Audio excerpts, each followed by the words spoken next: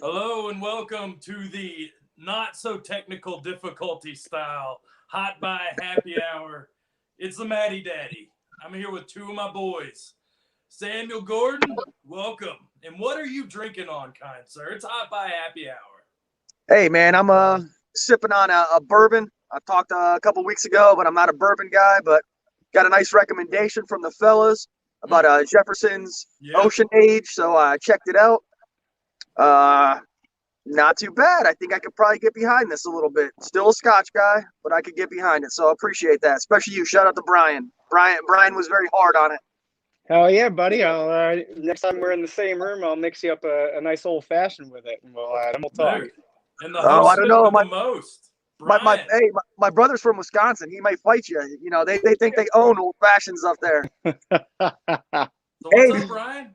hold on. Before we move on, I gotta give a little shout out. So a lot of people ask what I'm smoking. I'm got a Sin Compromiso today. If you're not familiar with them, they're kind of a higher end cigar. I got them on a nice little discount over at a nice place locally called Best Cigar Pub. If you're local to the Wilkes-Barre Scranton area, which I'm sure few of you are, but hey, if you are, fantastic. Go hit up Best Cigar Pub in Drums. They got a promo running. If you say my name's Sam and you talk about this stream or this pod, then they're going to give you a free T-shirt. Going to have some stuff coming out here in the future with some promo codes, etc., for their online store. So stay tuned to that. If you're a cigar smoker, stick with us. We may have some things for you. So Best Cigar Pub, best cigar prices. Sin Compromiso, high-end cigar. If you can find it at a discount, highly recommend. Ooh, wee, Sammy. That Hell sounds yeah, delicious. buddy! Hey, you took well, the let's go to bourbon. Brian now. Brian, What's what's going up, on, dude? Matty Daddy? Dude, I'm here, man. I'm here with you guys. Sammy, I appreciate you taking the advice and actually going out and sniping you some. So I guess I'm gonna have to hit up Best Cigar Pub and see what they got going on and get myself a little T-shirt for the Fantasy Affairs Hot Buy Happy Hour. Heck yeah. What about you, d- Brian? What are you drinking on? So I got myself for our first beer here a Rip Van Wit, so wit beer, but from a local brewery. That's fantastic. And dude, I see. I gotta bring this up. Like, I love this beer. I always have it in my kegerator. But Matty Daddy's rocking the Metallica T-shirt, and we've been Oh talking yeah. music. So it's a perfect time because I am an avid hardcore guy. Like, that is my genre and my favorite band of all time. Every Time I Die out of Buffalo, New York, just dropped their new single. So it's actually two tracks, but it's titled A Colossal Wreck, Desperate Pleasures. And dude, these guys deliver. They are the best in the bunch when it comes to hardcore, and I have been jamming out to that. So Hell yeah, dude. So like John Cicada, like John that genre, like something like that. That kind of hard. I don't even know that reference, so Yeah. I'm just gonna. Oh my God, you guys don't know John Cicada? Oh man, I might have dated myself there. You may have, but if I could throw just some, like, Every Time I Die, Under Oath, Norma Jean, The Chariot. If those are unfamiliar to you, then this is new territory. But if you want to get pumped up, jump in. Hey Brian, What's up, buddy? that was shade. That was shade. So go listen, and then hit me up privately. You're gonna be like, yo, shut up. You're an idiot. Matty Daddy, you got the Metallica shirt on, dude. What are you drinking? What are you listening to? Dude, I'm always drinking Miller Lite or a Bloody Mary. I like to keep it PG. I wouldn't say that, but Miller Lite. I'm also rocking Metallica. Yeah, man. Enter Sandman, all the Black Album shit, dude. But I've been listening to Tom Petty. They played a lot at work. It was one of my mom's favorite bands, and it's just kind of been playing a lot lately with the holidays, and you get your feelings, stuff like that. I've been going back and just kind of going in, free falling. Last Dance with Mary Jane.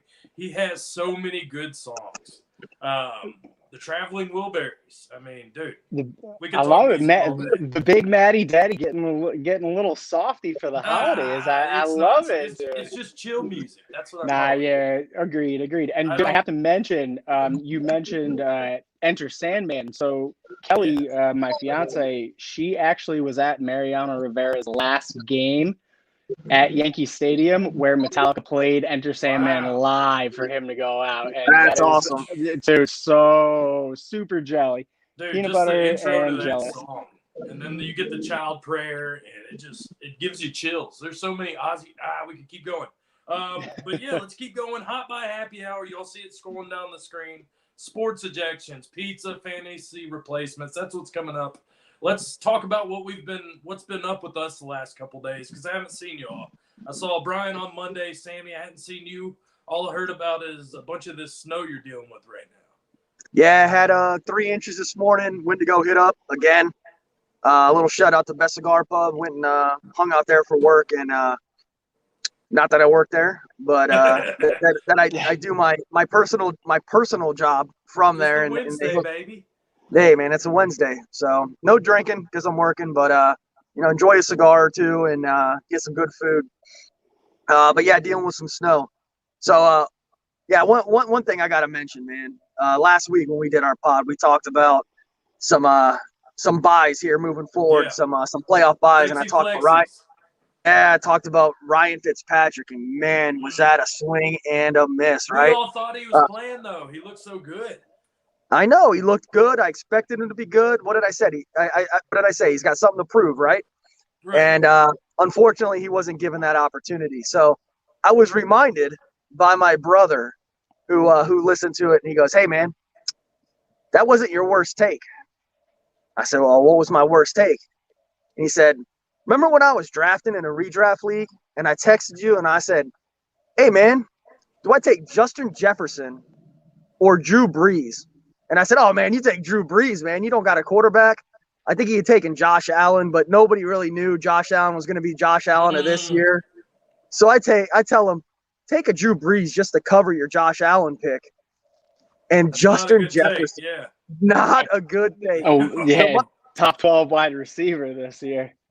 Dude has been lording that over me for weeks and weeks. And then when I gave out that take of Ryan Fitzpatrick and it didn't work out, dude definitely reminded me of it. So hey, shout out to my brother for being an a-hole and turning the knife a little bit. I know they are. Wouldn't be your brother if he wasn't an asshole calling you out on those takes. So. For sure. Well, dude, Brian, something a little more serious happened to you. I kind of just want to hear the story, because we're all pet lovers and we all go through these things. We're all human. So kind of break that down. I know it's kind of a depressing topic, but.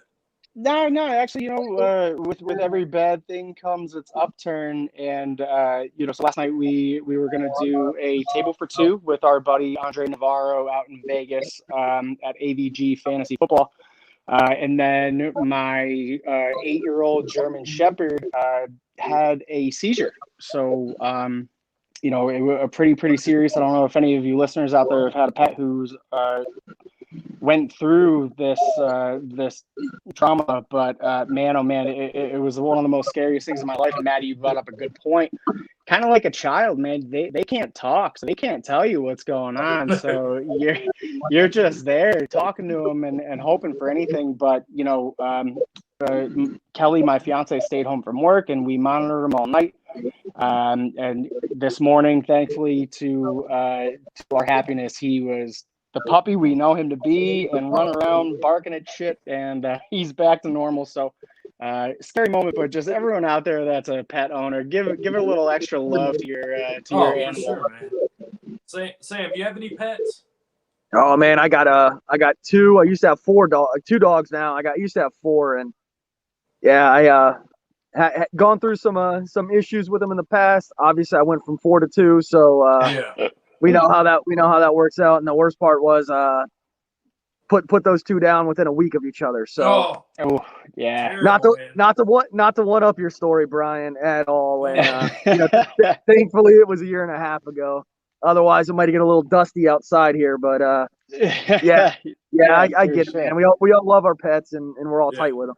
Man, Yeah. and that's So the now- important thing. Like, take and care of these. They only get one life.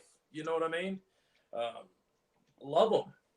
The second that I came out to feed him this morning and he was doing well, I just gave him a big hug. I was like, I am never yelling at you again. I swear. Oh man. Oh, and hey, All real right, quick, well, Sammy, you're dealing with 3 inches of snow out there? Yeah, buddy. All right. I get 3 inches every 3 hours up here, up in the Yeah, mountains. you're in New York. You're in New York, right? I'm Hunter Mountain, so I'm on a mountaintop, and it is just dumping snow right now. So, Hey, so not that it compares to you, but the name of the town I live in is called Mountaintop, a-hole. I live in Mountaintop, Pennsylvania.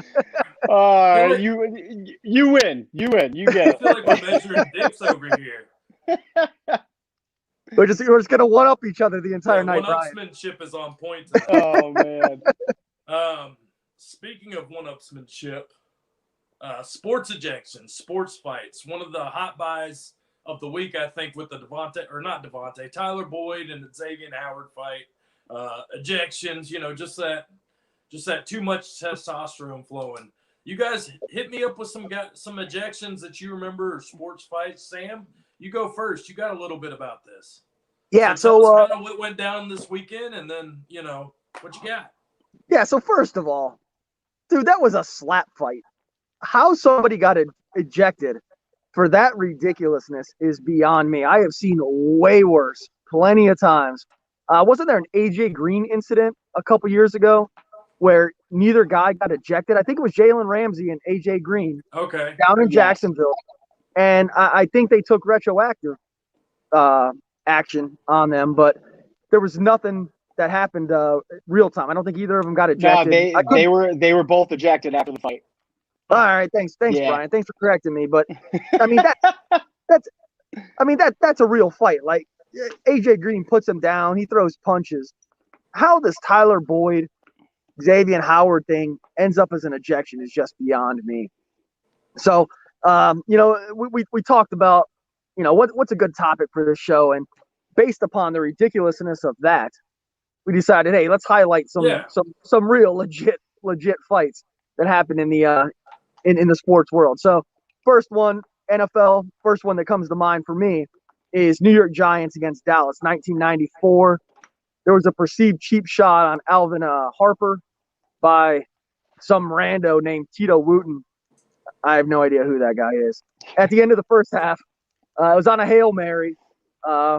Again, right at the end of the first half, and Michael Irvin, Dallas Cowboys wide receiver. Oh yeah, get out there, Cowboys. I like, but I like the fact that the coach is getting out there, getting involved. So Irvin and the coach get out there, get into a scuffle with another rando, not even the one involved, but another rando named Jarvis Williams. Who the hell is that? And bench is clear. Shit escalates. They take it into the end zone. I mean, it's a legit fight. Punches are thrown. Face masks are punched with the fist. They're bleeding. Like, just, why are you punching the guy with a helmet on? Dumbest thing in the world. And the best part of the entire fight is Cowboys safety James Washington. I don't remember this guy at all. Maddie, you're a Cowboys fan. James Washington. He's backing up. You can see him in the video. He's backing up. And he ends up getting into the photographers who were there in the end zone. And it's almost like he looks around like, what am I going to do now? Like, I didn't want to get involved, but now I'm here.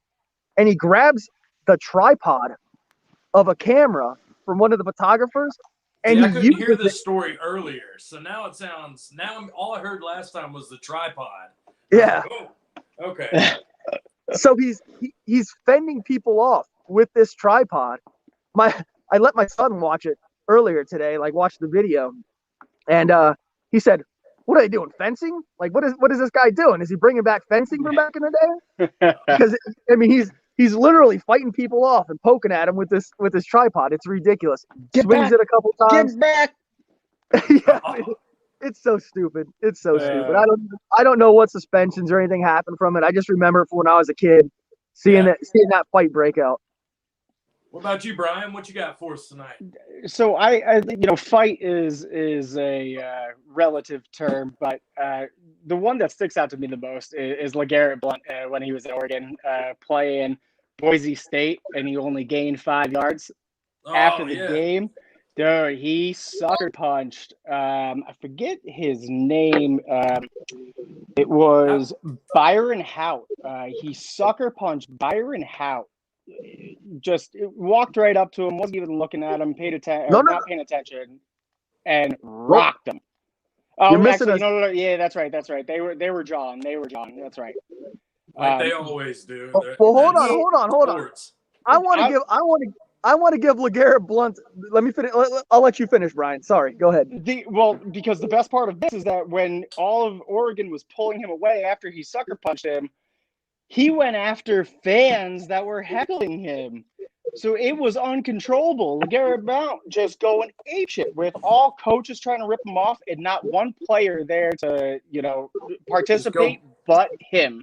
He went ballistic. Going buck, man. Like, God, just trying to kill him. So is that what you're going to mention, Sammy? No. If you go back and you watch that video, so Boise State beats them, right? They weren't expected to beat them. Oregon was, I think, top 5. They were coming off. Blount only gained 5 yards that game. And Hout comes out and he's jawing as he's walking towards Blount, and Blunt's just walking straight towards the locker room, and he pokes him in the face. So was that worth the punch that Blount gave him? I don't know about that. But hey, dude was asking for a little bit of smoke, right? I mean, all right. That changes my tone. I don't remember the poke. So this was instigated. Watch the video again. Hout comes up and if he doesn't poke him in the face, he at least puts the finger in the face. I know that for sure. Because I know watching it, I was like, they better not suspend Blount for an entire season, half a season. I mean, give him 4 games, sure. And I think they gave him the whole season, if I'm not mistaken. I've already been wrong once this pod. Well, so I'm going to give you something on Blount too while we're all mingling this all together. Gets drafted or signs with the Titans and then gets a fight there and they release him. So he was just a bad dude, in my opinion. Well, and that just goes to show what Bill Belichick loves. Give me your tired, sick, and hungry that you can't handle, and I will turn them into superstars. So, man. Yep, that's absolutely correct, Brian. I agree with that 100%. And you were right. Blount was suspended for all the remaining games after that punch. What year was it? That was 2009. Ooh, it was later or earlier than I expected. You guys see these comments? Where are the comments at? Down low. You see old Berkey over here. Oh, God. I can't see it. That's probably a good thing. Yeah. I agree. Berkey, stay quiet. Let's go Pistons, Pacers, 2004, November 19th. The Malice at the Palace. Fourth quarter, a minute left. Ben Wallace goes for just a casual free throw, not even dunking it. And Ron Artest decides to start that stuff. Ends up leading into the stand. Somebody throws a drink at Ron Artest. Ron Artest goes and punches the wrong fan. Then that makes the building explode. You had, I think, 9 players suspended total. Listen to these names of just these. You guys remember these. Ron Artest, Ben Wallace, Chauncey Billups, Reggie Miller, Jermaine O'Neal, like all these guys. Steven Jackson even. I think he does his own little podcast. Shout out to Steven Jackson. But, these guys get suspended, I think, a total of 146 games. I think they lost around $11 million because of this, but just something, you don't see it that often. But when you're fighting with fans, it's just, man, like, just got to keep your composure as a pro athlete. Well, Maddie, there's 2 things that I immediately think of when it comes to the Malice at the Palace. First one is Ron Artest is being overly dramatic, and he's laying on the scorer's table. That's him always, though. I know, over dramatic. And somebody throws a beer at him. So I know a lot of players, and it hits him. I think it hits him in the chest, face. It Right. hits him. It hits him regardless. And a lot of the players said, "Hey, put yourself in a situation where you're at work and somebody throws a drink at you. Now you can roll your eyes. I see you, Maddie. Come But you know on. what? But you know what, buddy? I'm still pissed too. Now, would I walk into the stands and punch anybody? Probably not. Yeah. All right. Anybody who knows me probably knows I would punch Okay. him. But If Brad was I in the stands, though, would you go up there? yeah, I get it. Can't do it. It's one of those things. There's got to be a invisible Line. wall. You can never go into the stands. The second thing that I always think about with the Mouse at the Palace that I love is I'm pretty sure Jermaine O'Neal gets approached by a Pistons fan in a jersey, and the guy is like 5'7", about 225, 250, and he's walking up like, yo, things are about to pop off. I am about to wreck you. And Jermaine Neal just leans back and comes through with a right hand and drops dude right on the court. Like the fans thought, this is my opportunity to show I can fight a professional athlete. Negative, bro. Negative. Not a good idea. Fail. So actually, a little interesting tidbit about that fight. I don't know if you guys know this, but according to our test, the Malice at the Palace escalated because of a $50 bet between a spectator and a stranger. Our test said the other guy who was next to him threw the beer. He raised his hand that it was a bet that he couldn't hit him for $50 with that beer. Oh. So that spectator who threw it won $50 for that, and then he raised his hand. So he was hammered apparently. So our test just went after him. So Man. Hey guys, you think he got paid? You think he got the 50? Oh yeah. For sure. He got the 50. He got the 50 in his 50 minutes of fame on ESPN after that, man. For sure, bro. What else we got, fellas? What else y'all got for these? I got one more, but I'm gonna pass it to you. All right, I'll go. I got Kurt Washington against Rudy Tomjanovich, 1977. Jeez. I don't know if you guys have ever seen this. If I'm talking about an NBA fight, this is one of the first ones. This is before the Mouse at the Palace that popped my head. Okay. Kermit Washington's like 6'9", 220. So if you think 1977, they weren't really getting in the weight room. I remember my father when I was a kid, probably 13, 14 years old, and he's got me weightlifting. We actually used a Kermit Washington workout book as our guide for what to do. Like that was something for basketball. I played college basketball. That was like, the best workout program going. So, I mean, you got to think this guy is a hoss for that time. Nowadays, he probably would be about average, but he was huge. And if you go back and you see him, he looks huge. So there's an altercation at midcourt. Some guys are grabbing. Rumors out there about what exactly happened. 77 cameras aren't all over the place. But at the end of the day, Rudy Tomjanovich comes running out there not off the bench. He's on the court. He comes running over there. And you can see by the way he's running, he's not aggressive. He's actually going there to break up the fight. And Kermit Washington, playing for the Lakers, turns and just throws this monster right hand at him. Hits him in the side of the head. Breaks his entire face. Oh, they said it broke about 3 centimeters below the skull. Broke his jaw. Broke his orbital bone. Whoa, I nailed that one, right? Just broke everything on the side of his face and just dropped. He was gushing blood on the court. He was gushing spinal fluid on the court. God. Because he had a spinal cord problem after the fact. Before that, he was a 4-time All-Star. He was a good player. He missed the next 5 months. They actually thought he was going to die in hospital because the punch was that brutal. He recovered. Dude, he came back. Terrible. He made the All-Star team the next year. But it basically, my opinion, it was one of those situations where he made the All-Star team the next year basically out of sympathy because of what happened. But it basically ended his career. He was done for. I mean, just absolutely brutal. The suspension. So think about the suspension that Kermit Washington got.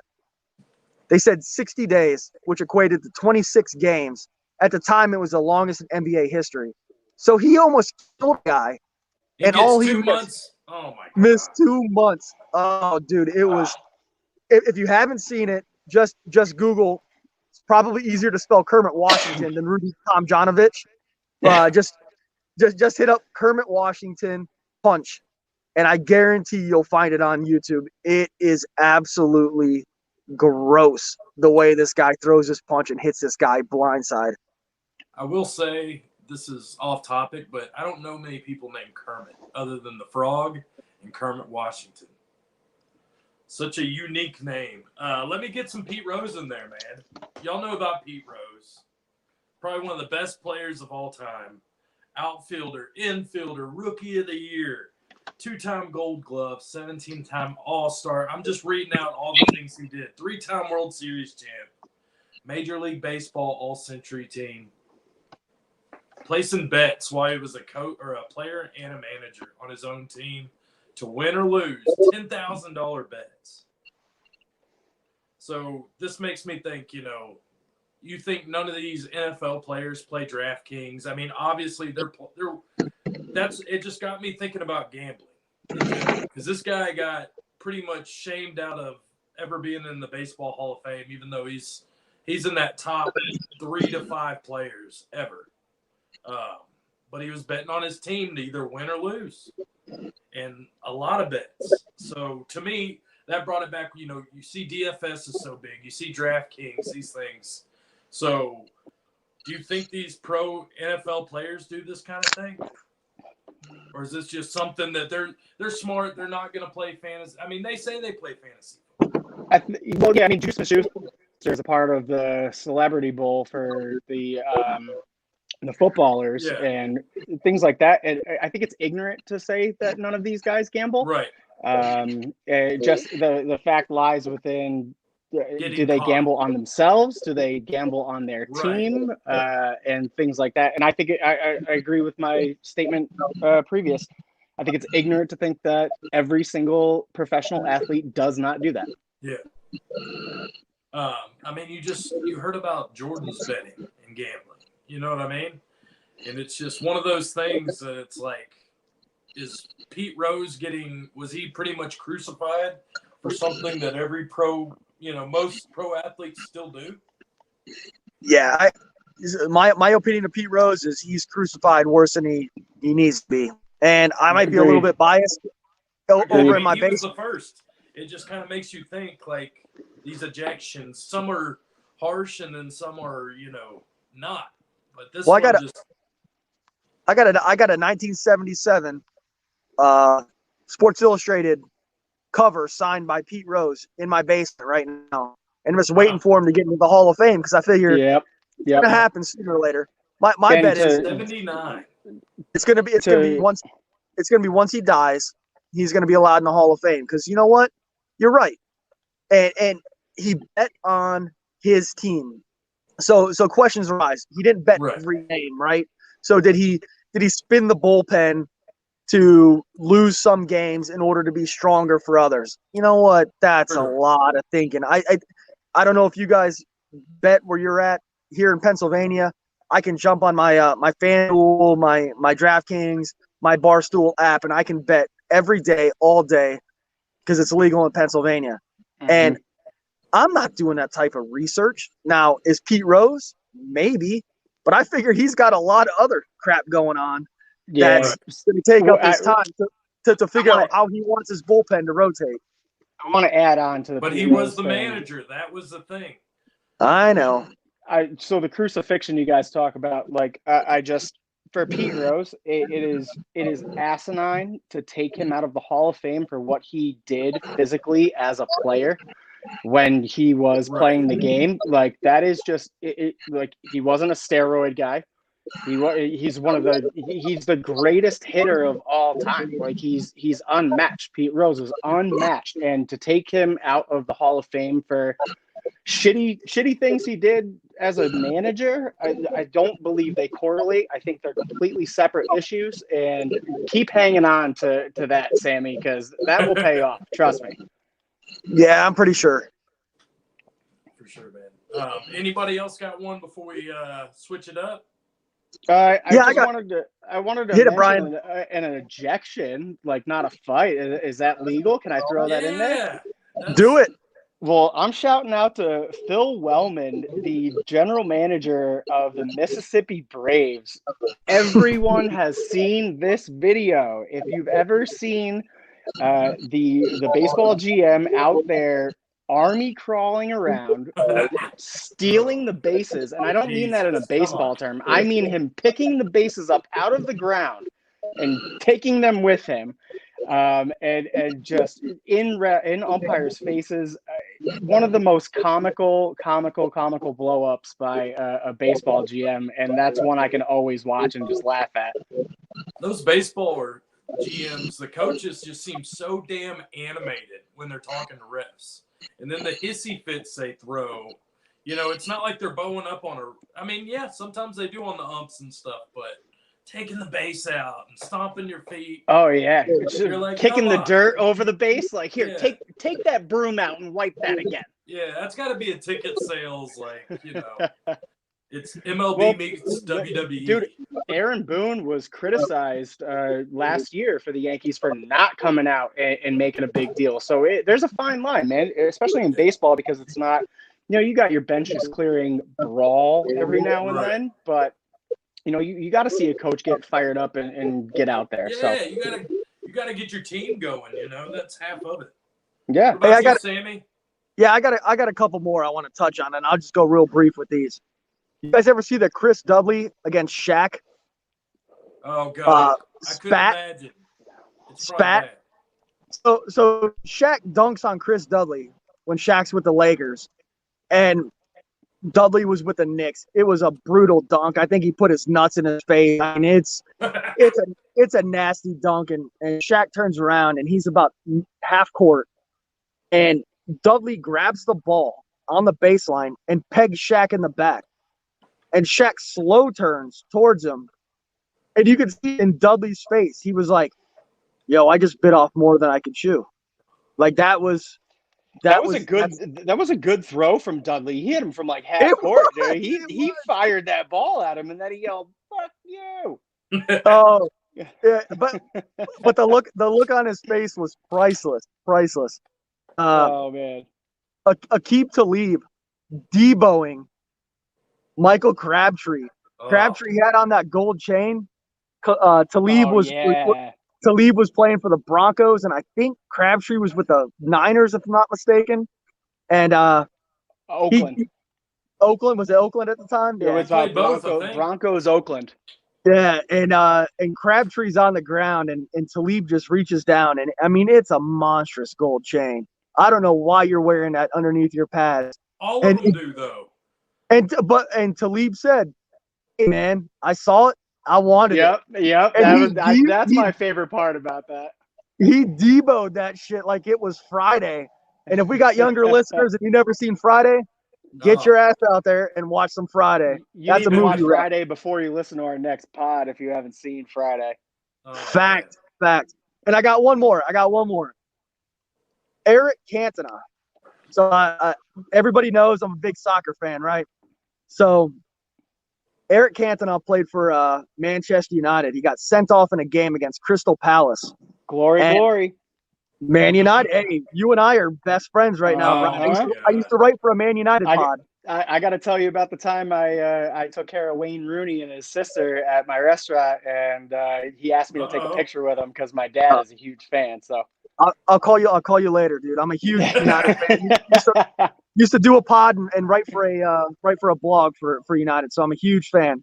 But Eric Cantona, Manchester United, they call him King Eric in Manchester at Manchester United, because he basically turned everything around, made them the team that they are, best team in England.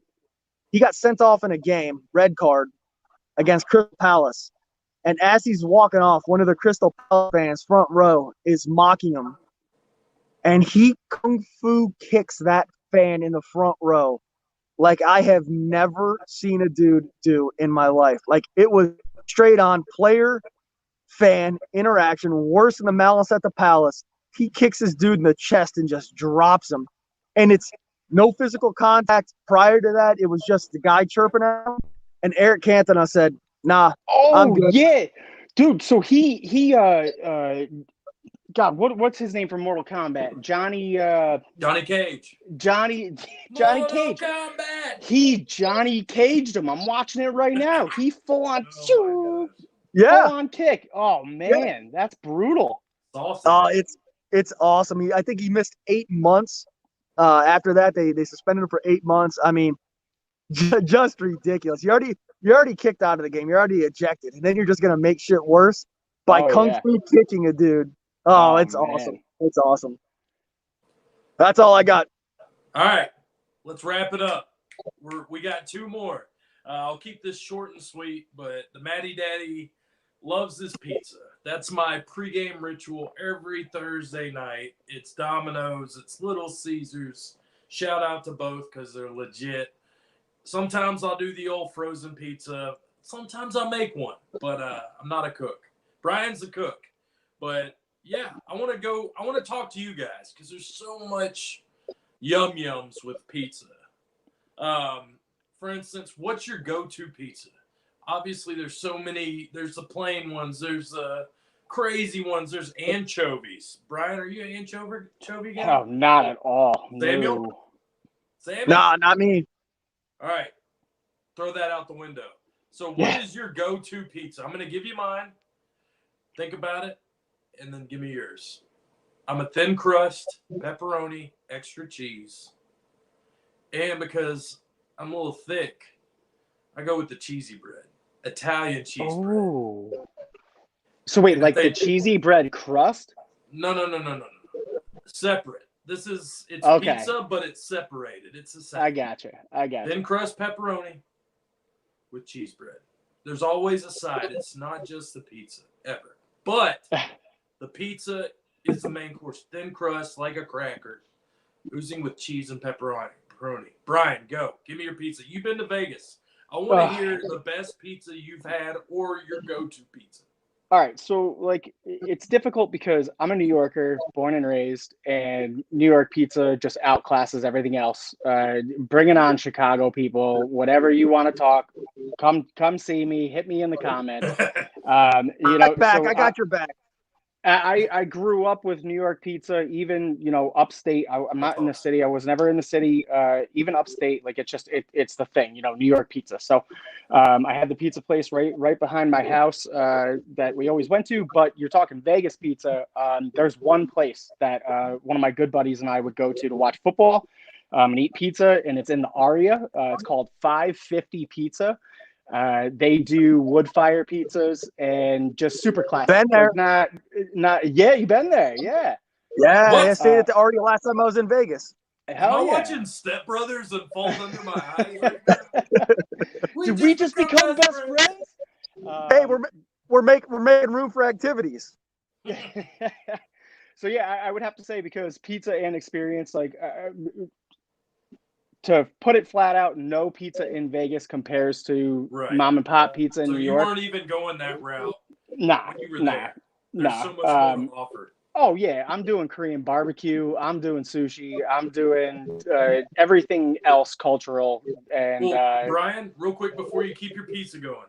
So we're talking Vegas, and I know what we had scheduled last night because of what happened.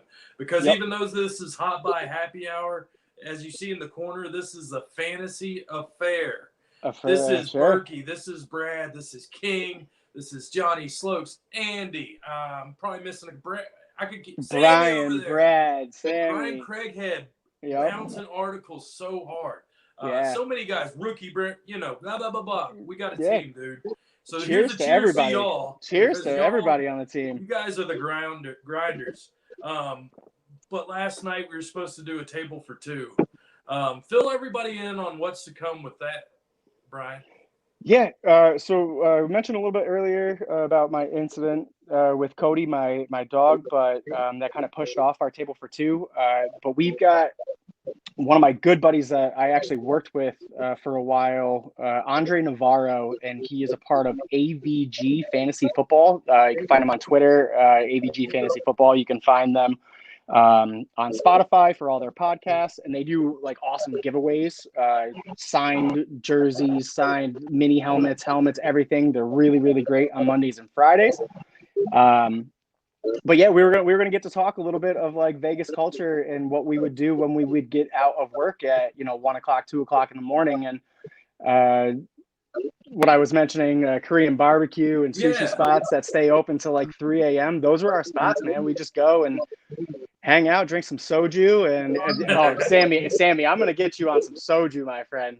Soju and the beer that we would drink is Hype, HITE, and just soju. Oh, unbelievable. So, and that episode will be coming up for all of our fantasy affarians out there. Andre is on the horn, ready to go, and we'll be getting that to you soon. That's and right, Maddie, man. you're at the table with that, Maddie. That's right, man. I real quick Vegas story for me, because I used to, before I moved to Kentucky and lives this family life, podcast fantasy life, I was a bellman valet on Pensacola Beach, and I was tired of the beach. You see all those movies, you see Vegas. I wanted a job in Vegas. So I fly down to Vegas, sell a bunch of my shit at a yard sale. End up going to Vegas, fill out all these applications online. I don't know anybody. So I end up going to job interviews. I end up at like an MGM or something. I don't remember what it was. Maybe it was one of the casinos, and there was like 2,000 people there to apply for a job. Yep. And I was like, damn. I was like, I think I got it pretty fucking good at this beach job I got. I was like, I live on the beach. I was like, you got Vegas, you got the Strip. There's a lot of desert too. And yeah. And it's dry. Yeah. Not hating on Vegas, but it made me kind of open my eyes to how good I had it. Oh, Working for sure. on the beach, everybody's on vacation in bikinis. Dude, it's funny you mentioned that, because the first interview that I ever had in Vegas was for Hakkasan Restaurant and Nightclub. And there was 90 front of house positions available for the restaurant part. And there was 2,300 applicants. And there was one day that they did the initial. So I walked in, and 30 minutes early, there was already 1,000 people in line. It was the most intimidating thing I've ever seen in my entire life. There ended up being 19 servers and 10 bartenders hired, and I got one of them. I have no idea how the hell I did it, because I had zero Vegas experience, but that's the market out there. It is nuts. Dude, hey, you're cute. You're cute. That's why you're cute. Hey.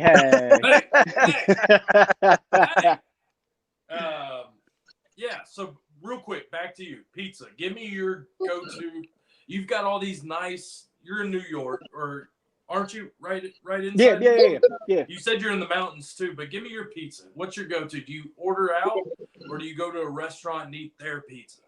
My good buddy owns a restaurant that I help him out, do some work for. He's a phenomenal chef. It's called Jesse's Harvest House, up here in Hunter Mountain area, but he does wood fire oven pizza. And me, dude, if the crust is crispy and there's extra cheese on there, a little bit of garlic, basil, and tomato, keep it easy. That's all I want.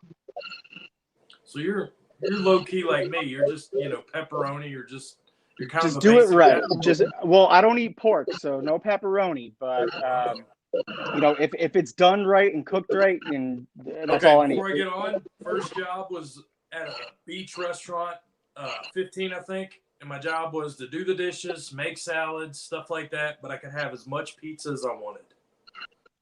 Well, why don't you still have that job? Is my question. That's a good question. That's a good question. Yeah, it was. And then not only that, but they throw the pizza away at the end of the night. So, So I'm a 15-year-old kid on the Pensacola Beach boardwalk.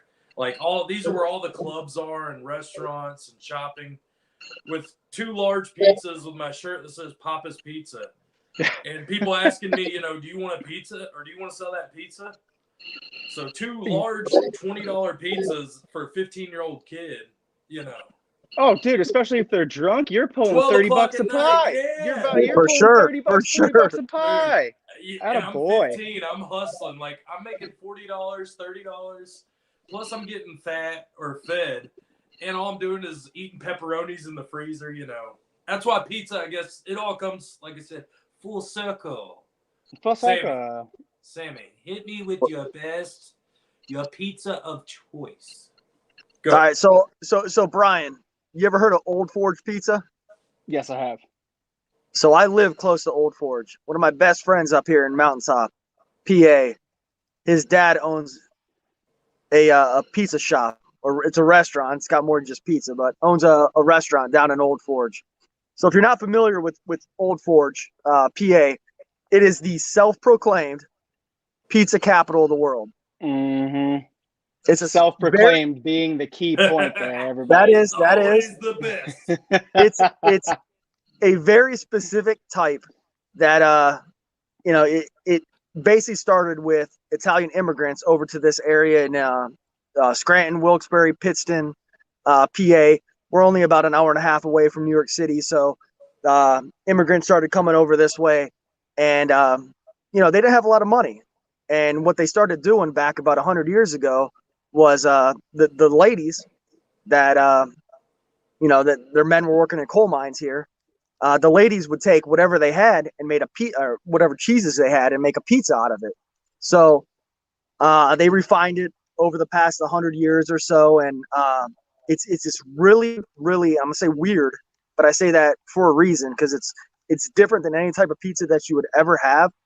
It's a weird blend of cheeses because it's like 5 different types, but it is so good. It's got this thicker crust. They usually put oil on the bottom. It's a little bit fried. It fries basically in the pan as they put it into the oven. So the bottom is really, really crispy, and the cheese is really different than anything you'd ever have. So I'm gonna give a shout out to my buddy's place, Salerno's in Old Forge.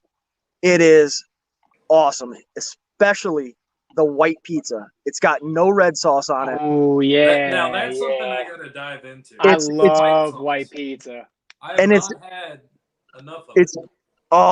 It is so good. All it's got is the crust, cheese, and onions on it. That's it. That's all it's got, and some seasoning. It is so damn good. Let me put it this way. We went down to Old Forge at another restaurant, not my buddy's restaurant. I went with my buddy. We went down to another restaurant in Old Forge, had dinner, stopped over there for some drinks to my buddy's parents' place, had some drinks, and we ordered a white pizza to go. So it was me, my wife, my buddy, and his wife. We got to the bar up here where I live, which is about 30 minutes away. By the time we got up here, we'd already eaten dinner at a nice place. That white pizza was gone. That white pizza was fantastic. All right, I love it. Oh, hold on. I'm not done. I got more of a shout out. I got more of a shout out. Pizza before we're done. So every day, my buddy's mom goes in the morning and makes. They make all their pasta homemade, but she makes fusilli homemade. If you're not familiar with fusilli, it's basically they take what would be like a pepperdali or fettuccine, something like a thicker pasta, and they wrap it around this like skewer, and it comes out spiraled. And my buddy's father makes homemade sausage, hot sausage, and throws that on top with a red sauce. Dude, I will tell you, it is one of the best things in the world. And I'm going to circle back before you guys go on. I'm going to circle back to something you said because I'm going to tell a story that my buddy told me. So Tom Petty came up here and played in Scranton, Wilkes-Barre, right? And he asked some locals that he met before the concert. He asked, "Where do I need to go eat?" And they said Salerno's, which is my buddy's parents' restaurant. Salerno's was on the cover of Parade magazine back in the late 80s, early 90s. I mean, it's a great place still to this day, but even then it was getting recognized by big publications like Parade. So Tom Petty walks in, and these are the type of people that work there or that frequent that place. He sits at the bar and he orders lunch, and he's by himself, no issue. People recognize him. He's about halfway done with his lunch, and somebody looks over at him and goes, "Hey, Tom, how's your lunch?" He goes, "Oh, it's pretty good." Well, it looks like you need to eat a little bit more because you're looking a little bit peaked, buddy. Looking a little bit pale. Looking a little bit pale. Get a little bit more of this food in you. That's the type of people. Like, they didn't care that it was Tom Petty sitting in this restaurant. They're gonna bust his balls because he looks a little bit pale. And salt of the earth, man. Buddy, he came back 4 different times for concerts, and he made it to Salerno's every time to make sure that he could have a lunch there. It's a great place. That's awesome. Old Forge Pizza. It's different than anything you would ever have. If you guys are familiar with Barstool, Dave Portnoy, the president of Barstool, he considers himself a pizza guy, and he went out to Old Forge and tasted all the pizza, and he's a pretty harsh critic. Oh yeah, he's tough. And he gave it, I think, a 7.8, and it was across the board. It's pretty similar to every restaurant you could go to, but he gave it a 7.8, which is definitely a high mark from him. So, all right, real quick, because not everybody can go to Pensacola Beach. They can't go to New York. They can't go to PA. I'm going to list them off. I don't want anybody to tell me what to order or anything else. We're going to keep it short and sweet because we got to talk fantasy at some point. It's 50 minutes in. Little Caesars, Papa John's, Pizza Hut, Domino's. What else am I forgetting? Hey, I got one more that'll be quick. Sorry, no. Just rapid fire. What else is there? Pizza Hut, Domino's, Little Caesars, Papa John's. All right. I got a homemade Papa one. John's. I got a homemade one that I gotta recommend for everybody. Just do some naan bread, which is an Indian bread. Do some naan bread with just a store-bought sauce. Do some fresh mozz. Do some basil on it. Throw it in the oven for 350 for about 10 minutes. Dude, your kids will not complain. It is so good. My wife makes it probably every 3 weeks. It is highly recommended. Yeah. Okay. Looks like we got a new cook here. So. Yeah, Cottage Inn. I don't know Cottage Inn. All right, thanks, Berkey. Brian, give me your rapid fire fast food pizza place. Fast food pizza. You only get one. Papa John's because of the garlic sauce. All right, boom. Sammy? And the pepperoncinis. Pepperoncinis, garlic sauce are a must. That's the experience that Papa John's brings. We're gonna keep it moving because I agree. Exactly the same reasons. The garlic sauce, the pepperoncinis. I'm with you, Brian. Sorry. Can't argue with that. I'm with you. All right. Well, I'm gonna go the cheaper version. To me, it's consistent. You know what you're getting. And you have options, but Little Caesars, man. To me, they have the personal pan. They have the $5 if you're feeding just the kids. They want the cheese pizza, but the Italian cheese bread, the thin crust pepperoni, the thin crust anything. Like I said, I want variety, but Little Caesars, cost effective and delicious. Easily the best commercials, by the way, Little Caesars. Oh yeah. By far. Shout out to Papa John's, shout out to Little Caesars. You would thought 20 years ago it was only Domino's and Pizza Hut. And now look, it's just crazy how things change. Just shows you what can happen. All right, finally, fantasy. This is what our show is about. When you see all these other shows we run through, Hot Buy, Happy Hour, Rookie on the Rise, Table for Two, our weekly show, Marriage or Mistress, our articles, everything. But we're talking replacements. We've done this series, quarterbacks, running backs, receivers, where we go each division. We talk about the position group. I want to use y'all's fantasy insight now. We're finally there. Let's talk. We've got replacements. These are the guidelines. I want y'all each to give me a couple situations and how you see the outlook going next year. We have all this talk with Carson Wentz and Jalen Hurts. And Wentz has been benched. Hurts is starting this week. So everybody's kind of predicting the future, miscleoing it on that situation. So I want to, since everybody has heard that one, let's divert it to another situation. Can be any player, any position. You tell me if that player leaves, who steps up and where that player goes. Or what is it? Is it a rookie, a free agent? What happens? Who wants to tackle this first? I'll jump in. Good. Just because I want to talk about my guy. Good, because I got to light a smoke. I wanted to talk about my guy, my number one ranked incoming rookie running back, J.K. Dobbins, coming out of so Mr. Dobbins, he beat all of Zeke's records at Ohio State. Everybody knows about his talent and everything. And I actually saw a funny tweet from our boy McLovin McLaurin. Yeah. Talking about how when we drafted J.K. Dobbins, we expected the workload to come in 2021, and how short-minded we are because we're so upset that the breakout is still not quite there, but it's like it's permeating. It's almost there.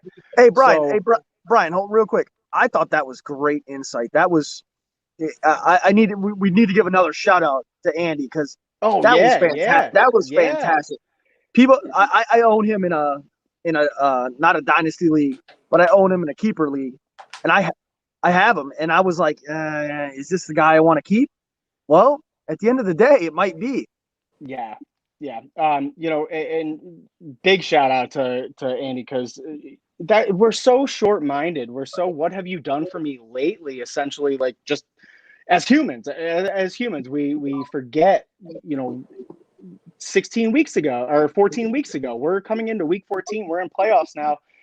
14 weeks ago, we drafted J.K. Dobbins, understanding that he's going to be in a timeshare. He's going to be working with, Gus Bus, with Mark Ingram, with Justice Hill.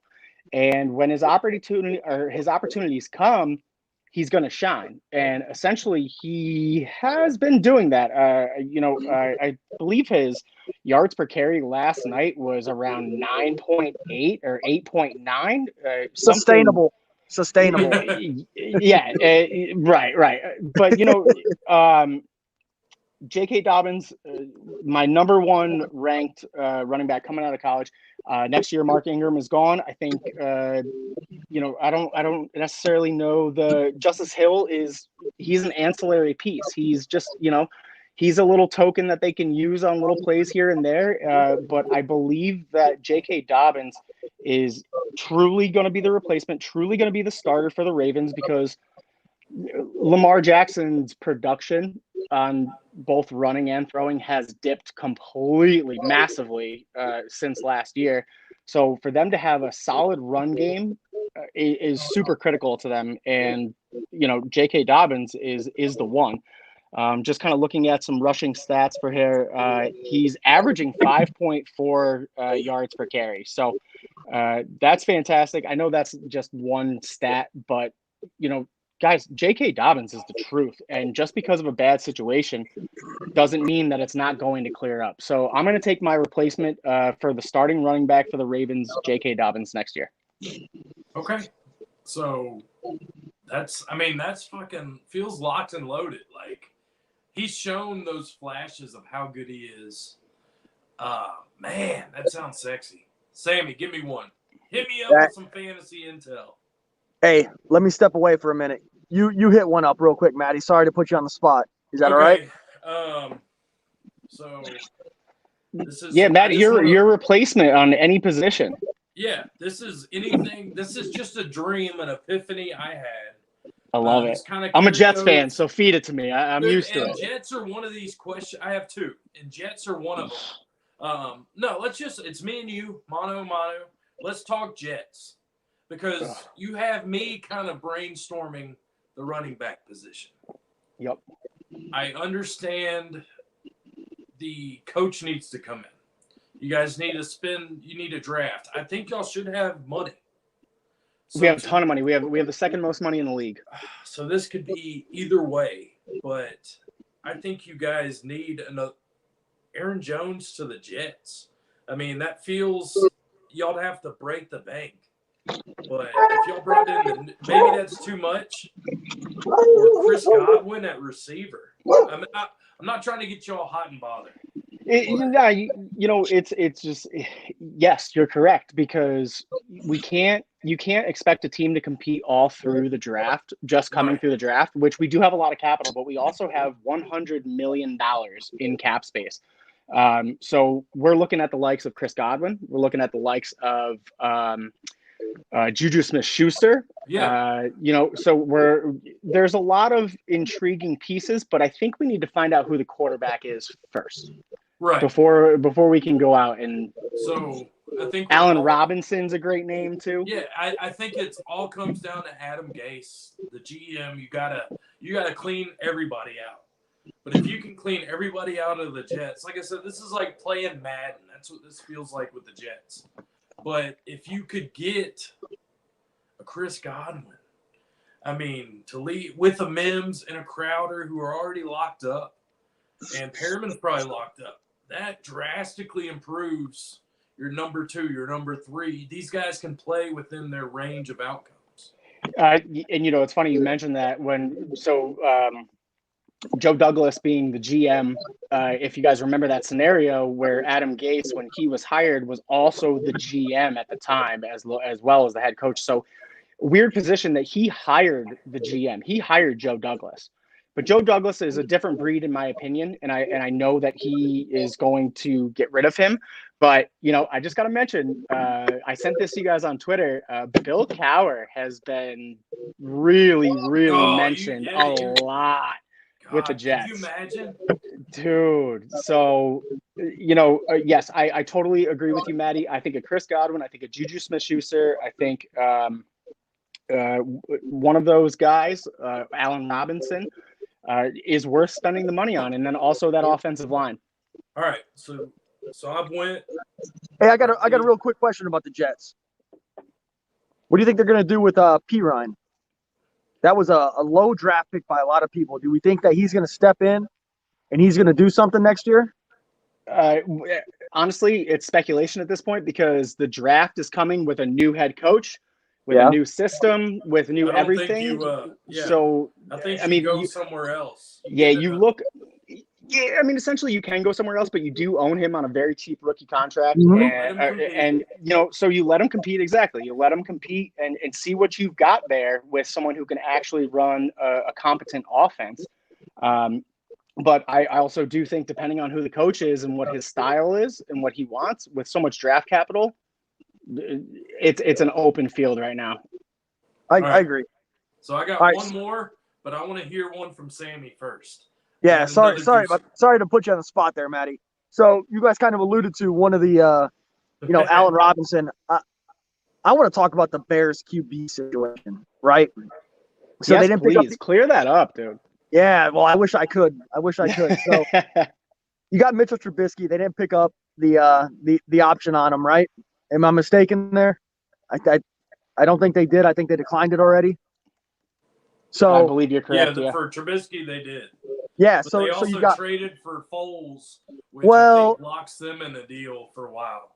Yeah, I mean they got the Foles situation, but here's the deal: when you're a GM in the NFL, you look at a position and say we got a set number or a set price that we're going to pay over the course of, or over the entire position, right?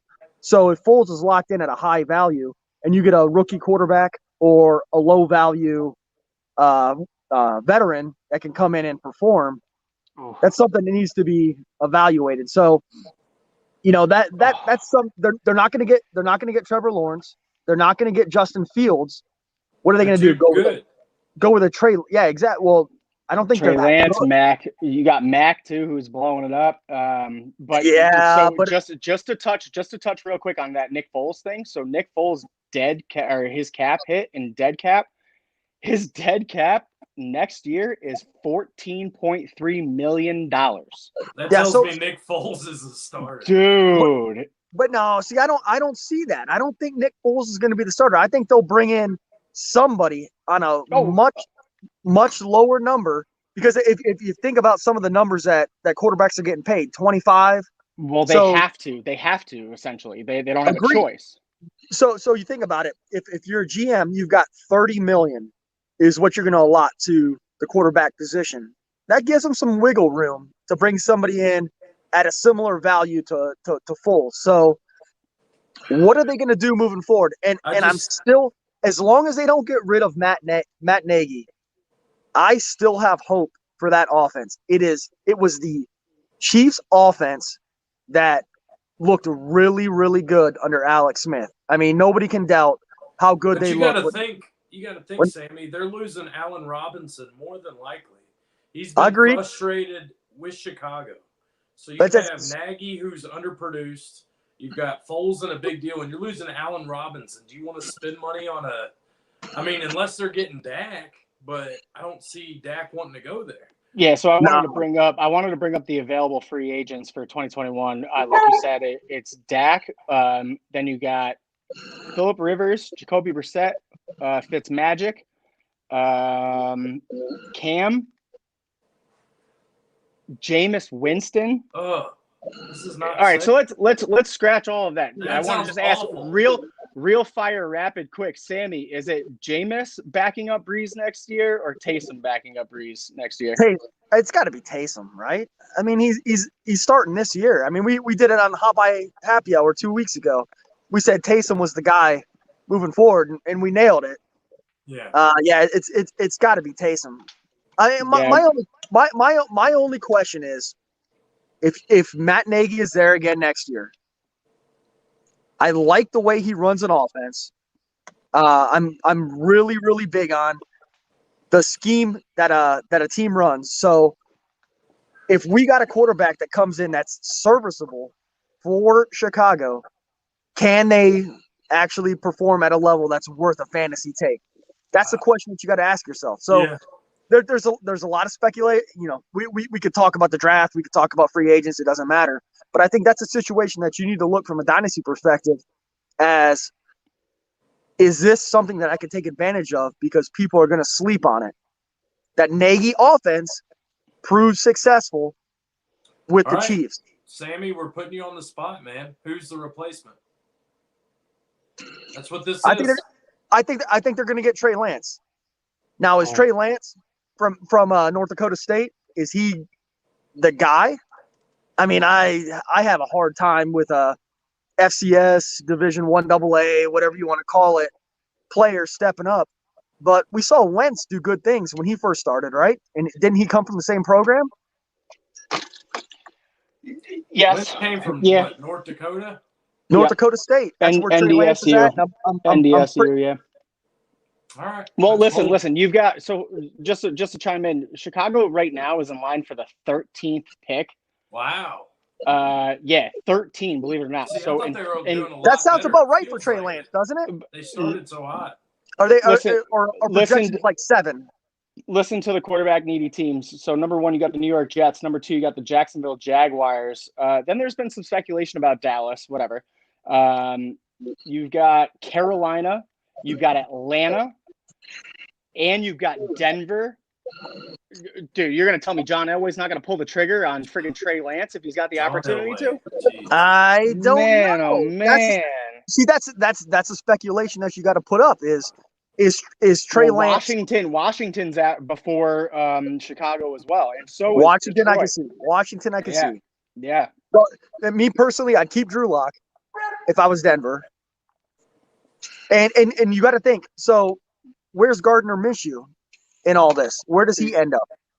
Matty Daddy, let's ask you about that. Where do you think Gardner's ended up? Because that's your boy. So sad, man. That killed Clearly me. not in Jacksonville.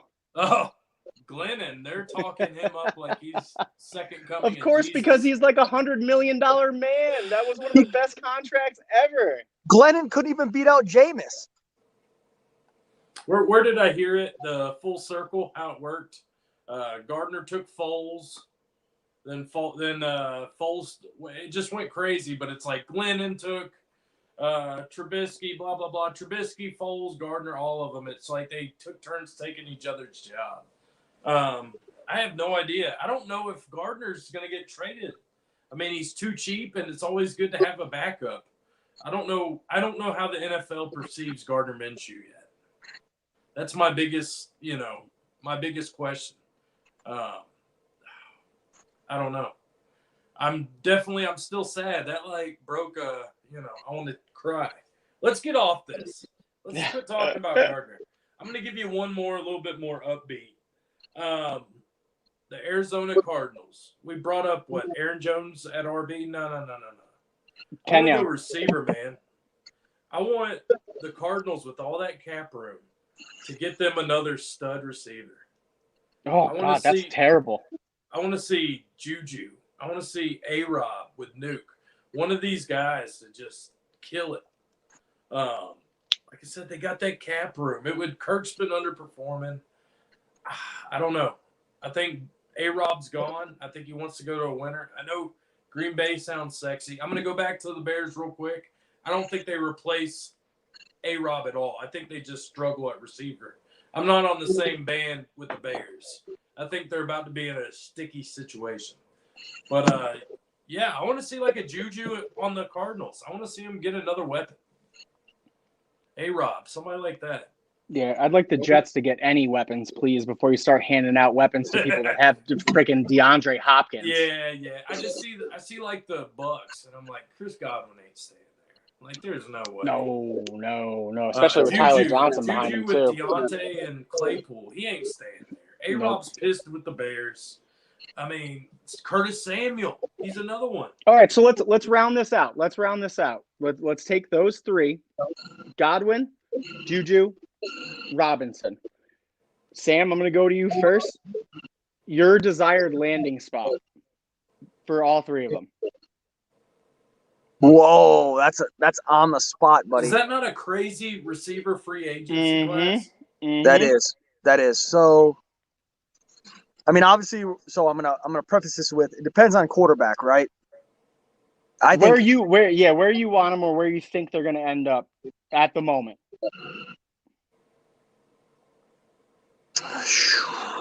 All right, so I think you're going to get one of those three in Arizona, like Maddie said, because I think they want to run that 4 spread, especially with Kyler as the quarterback. So, if I got to pick one, who am I going to go with? You've already got Fitz, so that kind of contradicts Allen Robinson. I think that makes Juju a better fit at Arizona. Now you're not going to hold me to this, right? Maybe. Who knows? Yeah. We may revisit it in 6 months. Yeah, so I could see Juju going there. I think that would make the most sense from a personnel standpoint. I think play at USC. I think the Jets really could get somebody. I of those two. I mean, it's going to depend on the coach. I mean, a lot of you could throw your hands up and say, something easy there, but just from a target standpoint, somebody that's more of a possession receiver like a Robinson or a Godwin would make more sense. Operates out of the slot. Godwin's more of a slot guy than Robinson, so I could say Godwin makes a little bit more sense there. I would sell every share I had of Godwin if he went there, regardless of whether they got Justin Fields or Trevor Lawrence. I don't like it, but I can see it. And so what's that leave? A-Rob? Yeah. Where could I see him going? Man, Houston. Oh yeah, that's a pretty good one with Houston. All right. Well, we got a comment from a YouTube guy watching our show. Baby Jesus, Robert Woods or Myles Gaskin first week of the playoffs. Been leaning Miles since he's facing a suspect Kansas City run defense, and Woods is facing a hot red New England defense. Baby Jesus, who we got here? Brian. I'm a Gaskin guy. Gas can. Yeah, for sure. What was it, Matty? What was your reaction to Gas Can? Oh, I don't even know. I was pumped, dude. Oh, toot. Oh yeah, God, dude. And you got to think he's playing Kansas City. They're gonna want to. Miami's got a good defense. I think that's been slept on. So if you can pound the rock to make two, they don't want to make Tua get in a pissing match with Mahomes. So get Kansas City off the field, pound the ball with Gaskin. Look at his previous games; he's a stud. Yeah, I threw it out last week. I think he was RB 24 in half point PPR as of his injury. So it going on a per game basis. So RB 24, man, you can't argue with that. solid flex play / RB2. You can't argue with it I think his upside's there. for sure. I mean, you look at the last few games that he's been a part of. Obviously, he had the injury, but this past week, he had 21 attempts for 90 yards. Week 8, when he was back, 18 attempts for 47 yards. 18 attempts week 6, 16 attempts week 5. He is getting the workload. He is the gas can. I'm Miles gas can all day. Well, and one more thing. So, Robert Woods, can you guarantee he's going to get the looks? I mean, what was it, like 3-4 weeks? Against 5 New weeks England, ago? too. Gilmore. Well, 5 weeks ago, I think it was, you had Cooper Kupp get 20 targets on the other side of the field from Robert Woods. I mean, come on. You can't guarantee Woods is going to get the looks. He's been consistent, but I think the RB just knowing you're getting that volume, you got to go gas can this week. It's just it's the playoffs. You want that big, you want that boom. Hey, so Maddie, what was guy's name that asked the question? Baby Jesus. Hey, Baby Jesus, you got a unanimous gas can. We're all going to be wrong. Sorry, buddy. Oh, that's terrible. That's right. But yeah, just to make a mark on the attempts and receptions, Bobby Wood surprisingly has only had double-digit receptions in 2 games this year. That was last week and week 11 against the Bucs, surprisingly enough.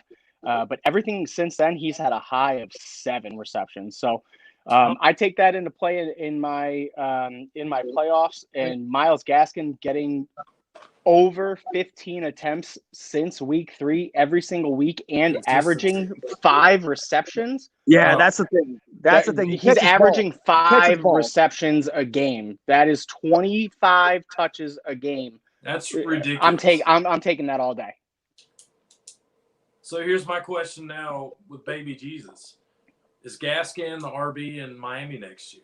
I mean, he's valued like a low-end RB2-3. So is now your chance for a hot buy? Did Baby Jesus just bring us to a hot buy? We hot buyed when we were talking. I believe it was The Bachelor. Was it the rose ceremony or was it? Yeah, it was the rose. Yeah, it was. I gave my rose to Myles Gaskin as the leading running back for the Miami Dolphins next year. Dude, this guy is.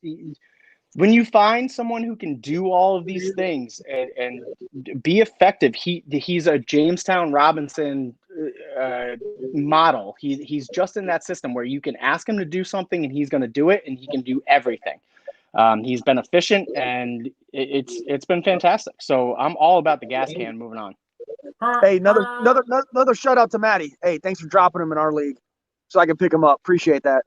Oh, so I'm feeling like King Sean Pomeroy. I'm in way too many leagues this year. Yep. And I want to focus on the fantasy affair.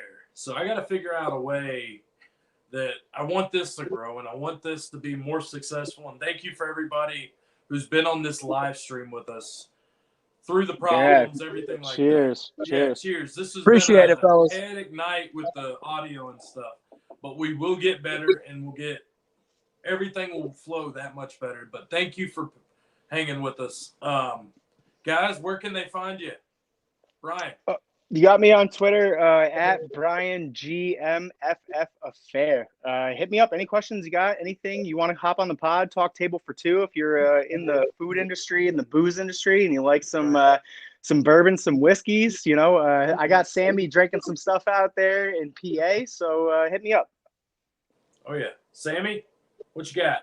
Yeah, you can hit me up at Samuel_Gordon on Twitter, and same type of thing. If you want to smoke, let me know what you want to hit up. I can hook you up with some good sticks to order from Best Cigar Pub, or any good scotches, because we know Brian, bourbon guy, probably doesn't know what the hell he's talking about with scotches, but we can go that route.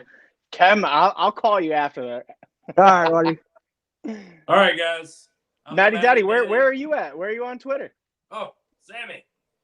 You better give him that Twitter handle. No, Matty, you. Sammy got him. Where are you at? At Matty Daddy 26, baby. 2652. Sorry, I'm out of beer. You guys need anything at all, www.ffaffair.com. Follow us on YouTube, Twitter, Facebook. We're everywhere and anywhere. Thanks for tuning in, guys. Until next time. Hey, Hot dominate life, fellas. bye. Dominate life. Dominate Cheers, life. boys. Another one bites the dust.